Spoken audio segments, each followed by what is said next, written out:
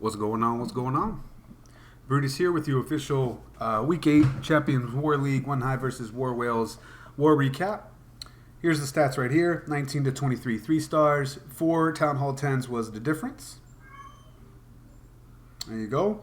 And without further ado, let's just get down into the replays because in the final 30-minute video, I kind of explained what was going on.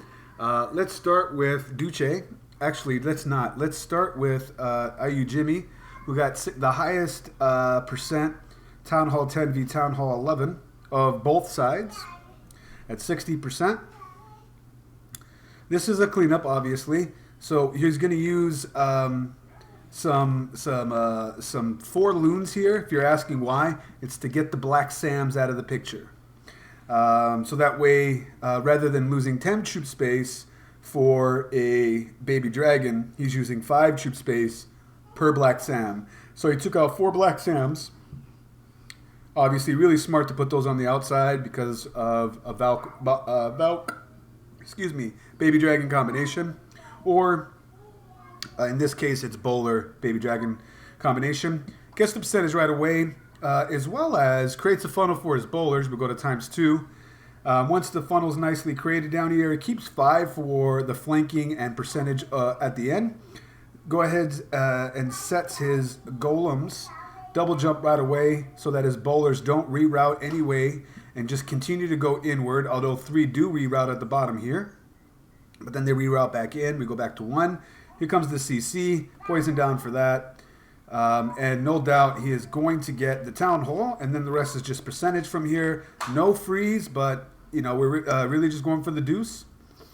And the rage was much more lucrative, as the queen still has the ability in hand but gets stuck onto this storage here. But then with the baby dragons on the outside and no air defenses nearby, he could comfortably get a lot of percentage needed for that high percent deuce 10 on 11. So it was really nice and well planned out. It's well scouted out. I really like the loon usage to get for 5 troop space rather than 10 with those baby dragons with the information you found from the scout before that. Nice job, IU Jimmy. We'll bounce out of here, and then we'll go down to the only town from our side. No, yeah, from our side.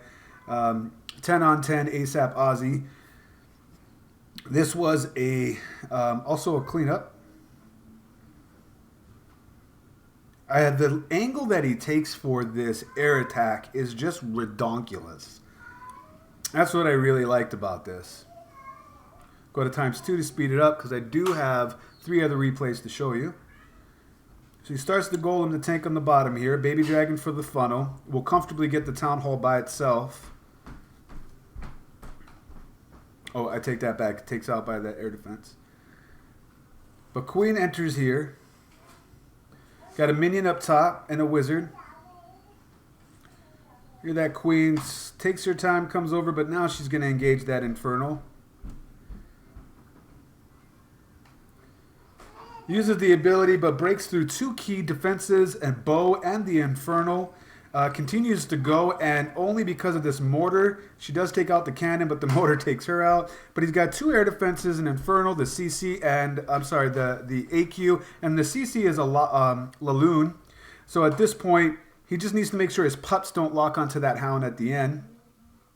So that hound's just going to stay right there. But this angle that he took to start, I mean, that was nice. I'm pretty sure he intended to get this bomb tower, or maybe he did it on the entry, but still this angle was such a hard angle, in my opinion, and I was just so impressed by it.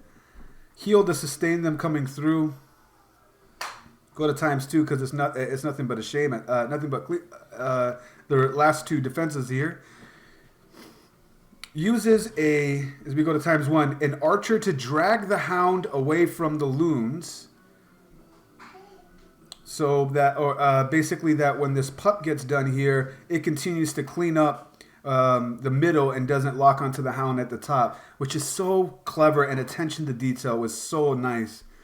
So we'll bounce out of here. Nice job, ASAP. Let's go up to the only dip, the actual last attack. The war was already won for War Whales at this time.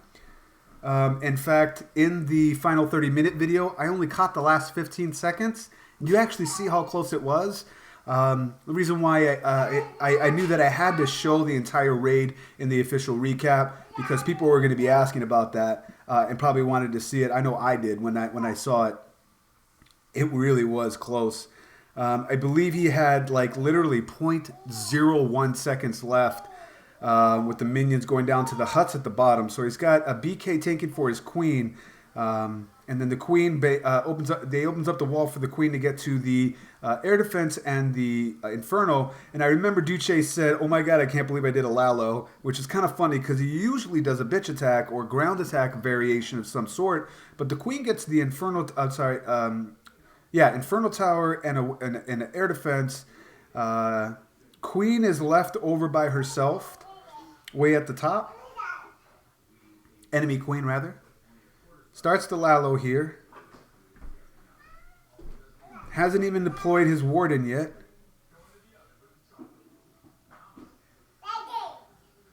And these bottom two, I'll pan out a little bit. These bottom two huts, now it goes down his warden at the far left. These bottom two huts is what he'll chase at the end. Almost a queen pop to get the queen there, if you see that. And then this warden catches up with the rest of the loons, giving them that buff to their max HP of a cap. I believe it's 225 or 250 HPS. If that 50% buff it can't exceed that altogether. But coming in at this back end here, these loons are about 700 hit points with that staying in the aura of the warden. And then he uses the ability right at the end just to seal the deal. Haste in hand, but no cleanup. And it's all about these two huts at the bottom. And I'll just go to ×4 so you can actually, if you didn't see the final 30-minute video, you can actually, it'll show you really how close it got. Here it is, folks. This is literally down to the last second.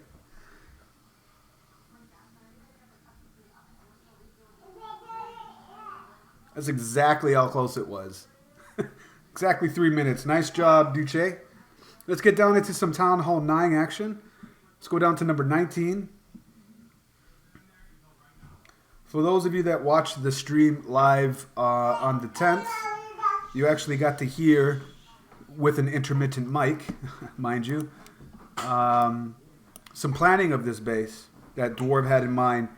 Doing a Grundinator attack that doesn't actually go according to plan. Baby Dragon needs to get this storage, which does. Baby's getting tired. I only have 24 hours to get all these replays in. So you guys might hear some angry baby in a second, but that's fine. It's worth it, guys, or else I'm going to miss these replays.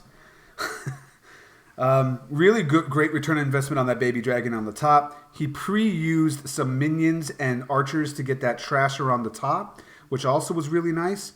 He's got the minion on the right here to start a funnel for his P.E.K.K.A. The queen actually doesn't go according to plan. After she gets the altar, she sneaks to the left to get the archer tower, but then is too far away from her vision on these, as she was supposed to come down and be a close walk, join the kill squad, but doesn't. It actually still ends up being okay because now she's on the left, away from the hound. Just really nice. Brings a heal to sustain his army coming through this. And then another rage to erase the core.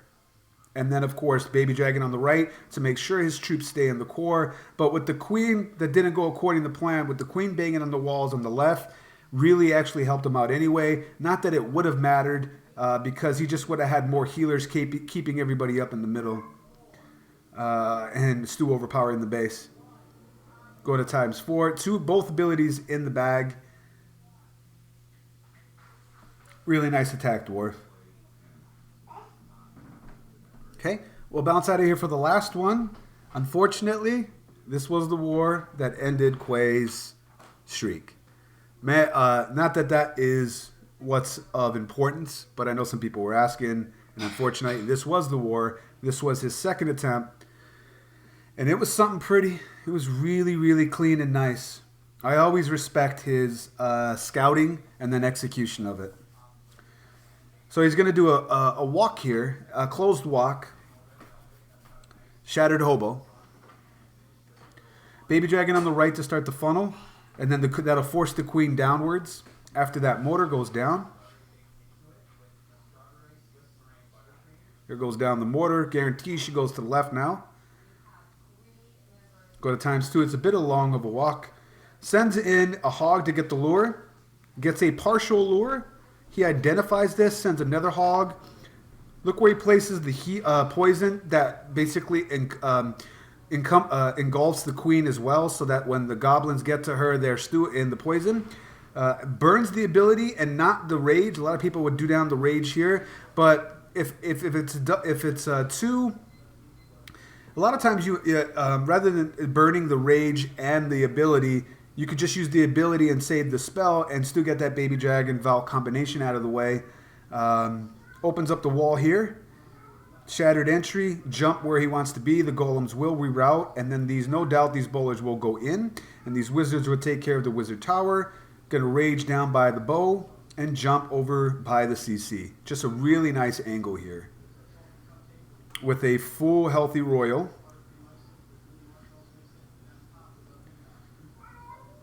Go to ×2 because it definitely erases it fast. Back to 1. I mean, he's got 64% of the base erased, 2 unbroken golems, bowlers everywhere, and he's just sprinkling in the hogs and getting the fuck out of there. Probably one of the cleaner attacks I've seen. War Whales had some really, really nice replays. Clean attacks. Like Law was on point. Really enjoyed his. Wen as well, or I'm going to say Wen, W-E-N. Had a really nice, there was some really nice wall breaker action in this war. We'll go to ×2 because he bags a rage spell. Hope you enjoyed the replays. Again, respect out to War Whales. Nice war, guys. See you guys in the playoffs. Once again, it's Brutus reminding you, you got to be better than the double, and I will check you next time.